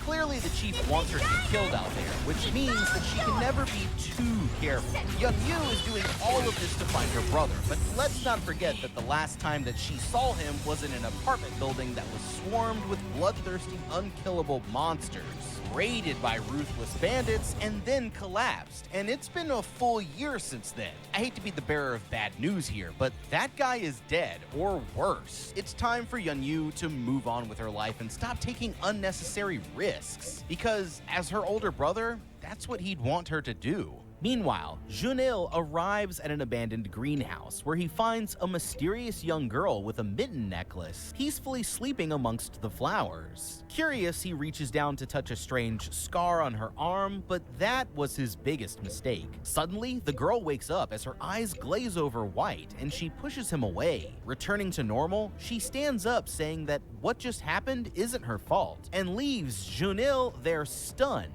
with blisters already forming on his arm in the spot where she touched him. Back at the shelter, Junil's sick mother convinces the chief to let her come to the surface with a work crew. The moment that they let their guard down, the old woman takes off running towards the perimeter, but stops in her tracks when she accidentally steps on a landmine. It turns out that she wanted to disappear quietly so that her son wouldn't have to watch her suffer. Now that she's staring death in the face, she's terrified, but Chan Young refuses to leave her side.